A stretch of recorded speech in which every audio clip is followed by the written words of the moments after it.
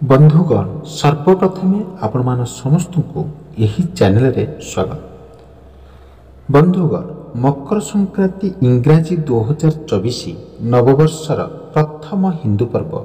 यही दिन जो मानकर जन्मतिथि रही से माने गंगा स्नान कले मोक्ष प्राप्त होता। यही दिन रे किछि ना किछि दान करिबा नियम रही। एभली भी किछि उपाय रही जहाकू मकर संक्रांति दिन करने द्वारा भाग्य उदय होता बोली पंडित माने कहिसंती। एभली उपाय करने द्वारा लक्ष्मीकर आगमन होगा सहित शनिदेवंकर शांत करिपारिबो। सधवा नारी यही उपाय करने द्वारा स्वामीकर आयुष्य वृद्धि होगा सहित धनर आगमन होता। बंधुगण मकर संक्रांतिर यही उपाय जानिबा पूर्व किछि हितवाणी मन रखंतु। शनिवार दिन सोरिष तेल दान करने द्वारा एवं कुकुर को रुटी खाइबा को देवा द्वारा समस्त संकट दूर होता है। गोटे काच पात्र रे किछि लुण रखी घर जेकोसी कोठरी रे रखिले सकारात्मकता वृद्धि पाइथा। घरे सोरिष तेल रे लवंग पकाई दीप जालिबा द्वारा अशुभत्व दूर होता है एवं शुभत्व प्रकाश पाइथा। रविवार दिन गाई को रुटी खुआइबा द्वारा सूर्यदेव प्रसन्न होइथांती एवं निजर वांछित फल प्राप्त होता है। रविवार दिन गरीब एवं असहाय व्यक्ति को साहाय्य करने द्वारा सूर्यदेव प्रसन्न होइथांती एवं मनस्कामना पूर्ण होता है। रविवार दिन तेल लुण सेवन करने उचित नुहे एवं रविवार दिन मदमांस खाइबा अशुभ होता है। प्रत्येक दिन सूर्य पूजा करने उचित। याद्वारा बुद्धि विवेक बल सरकारी चाकरी एवं मान सम्मान प्राप्त होता है। मान्यता अनुसार गंगा जल पान करने द्वारा निमोनिया एवं मस्तिष्क ज्वर इत्यादि रोग भल होता है। प्रत्येक दिन घर सफा कर सारिबा परे गंगा जल सबु कोठरी रे सिंचन कले मनरे शांति आसी थाए एवं अशुभ शक्ति दूर होता है। प्रत्येक सोमवार दिन गंगा जल रे महादेव को अभिषेक करने द्वारा मनस्कामना पूर्ण होता है। बंधुगण भिडियोर आगू जावा पूर्व भिडियो को जो मैंने देखुंती भिडियो को गोटे लाइक कर दिंतु एवं चैनल रे नुआ थिले चैनल को सब्सक्राइब कर दिंतु। घरे सबुबेले गंगा जल तंबा किंबा चांदीर पात्र रे रखिबा उचित। याद्वारा सुख समृद्धि प्राप्त होता है।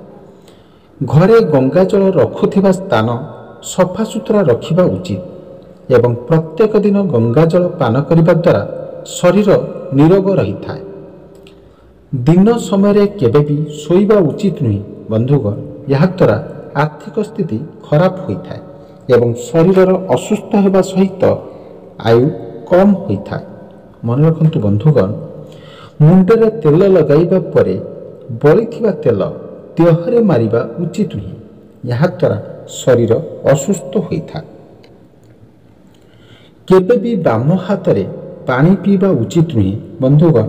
किंबा निर्वस्त्र होई सोइबा किंबा गाधोइबा उचित नुहे। याद्वारा धनहानि एवं पारिवारिक समस्या देखा देता है। केबे भी निज मुंड को दुई हाथ रे कुंडाइबा उचित नुहे। याद्वारा अशुभत्व वृद्धि होता है। बसिला बेले किंबा शोइला बेले केबे भी गोड़ उपरे गोड़ रखिबा उचित नुहे। याद्वारा धन एवं आयु कम होता है। मनुष्य शरीरर 70% पानी होता है। तेबे अधिक पानी पीवा द्वारा शरीरर सुस्थ रहिबा सहित अनेक रोग दूर होबार साहाय्य करिଥାଏ। स्वच्छ पानी पीवा द्वारा गंठी जगार चिकणत्व रही था जहाँफल गंठी दरज कम करिଥାଏ। गला जदि दरज हुए किंबा संक्रमित होता है तेबे उषुम पानी पीवा द्वारा ताहा दूर होबार साहाय्य करे। शरीर में पानी अभाव मुंड बिंधार संभावना था तेबे उषुम पानी पीवा द्वारा ताहा दूर होता है। स्वच्छ पानी पीवा द्वारा एसिडिटी समस्या दूर होबार साहाय्य करे एवं पेट सफा रखी था। जदि कौन समय मन बहुत विचलित हुए ତେବେ ସ୍ୱଚ୍ଛ ପାଣି ପିଇବା ଦ୍ୱାରା ତାହା ଦୂର ହେବାର ସାହାଯ୍ୟ କରେ। ଉଷୁମ ପାଣି ପିଇବା ଦ୍ୱାରା ଶରୀରରୁ ରାସାୟନିକ ପଦାର୍ଥ ବାହାରି ଯାଇଥାଏ ଏବଂ ରୋଗ ପ୍ରତିରୋଧକ ଶକ୍ତି ଠିକ୍ ରଖେ। ସକାଳୁ ଉଠିଲା ପରେ ଉଷୁମ ପାଣି ପିଇବା ଦ୍ୱାରା ଆଖି ଉପରେ ବହୁତ ଭଲ ପ୍ରଭାବ ପଡ଼ିଥାଏ ଏବଂ ଦୃଷ୍ଟିଶକ୍ତି ଠିକ୍ ରହିଥାଏ। ବନ୍ଧୁଗଣ, ଏବେ ଆସନ୍ତୁ ଜାଣିବା ମକର ସଂକ୍ରାନ୍ତିରେ କେଉଁ ଉପାୟ କରିବା ଦ୍ୱାରା ଧନର ଲାଭ ହେବା ସହିତ ବିଭିନ୍ନ ପ୍ରକାରର ସମସ୍ୟା ଦୂର ହୋଇଥାଏ। ଏହା ପୂର୍ବରୁ ଜାଣିବା ପୂର୍ବରୁ ବନ୍ଧୁଗଣ ଭିଡ଼ିଓକୁ ଲାଇକ୍ କରିଦିଅନ୍ତୁ ଏବଂ ଚ୍ୟାନେଲରେ ନୂଆ ଥିଲେ ଚ୍ୟାନେଲକୁ ସବସ୍କ୍ରାଇବ୍ କରିଦିଅନ୍ତୁ। ମକର ସଂକ୍ରାନ୍ତି ଦିନ କଳା ରାଶି ନିଶ୍ଚୟ ଖାଆନ୍ତୁ। କଳା ରାଶି ଖାଇବା ଦ୍ୱାରା ଜୀବନର ସମସ୍ତ ଦୋଷରୁ ମୁକ୍ତି ମିଳିଥାଏ। ମନେ ରଖନ୍ତୁ ବନ୍ଧୁଗଣ, ମକର ସଂକ୍ରାନ୍ତି ଦିନ ଖେଚୁଡ଼ି ଖାଇବା ଦ୍ୱାରା ଘରକୁ ସୁଖ ଶାନ୍ତିର ଆଗମନ ହୋଇଥାଏ। ଖାଲି ସେତିକି ନୁହେଁ, ସମସ୍ତ ପ୍ରକାରର ରୋଗରୁ ମଧ୍ୟ ମୁକ୍ତି ମିଳିଥାଏ। କଳା ରାଶି ଉତ୍ତରକୁ ଫୋପାଡ଼ନ୍ତୁ। ମକର ସଂକ୍ରାନ୍ତି ଦିନ କିଛି କଳା ରାଶି ନେଇ ଘରର ସଦସ୍ୟଙ୍କ ମୁଣ୍ଡରେ ଲଗାଇ ଉତ୍ତର ଦିଗରେ ଫୋପାଡ଼ି ଦିଅନ୍ତୁ। ଏହାଦ୍ୱାରା ସକାରାତ୍ମକ ଶକ୍ତିର ଉତ୍ପତ୍ତି ହେବା ସହିତ ନକାରାତ୍ମକ ପ୍ରଭାବ ହ୍ରାସ ପାଇଥାଏ।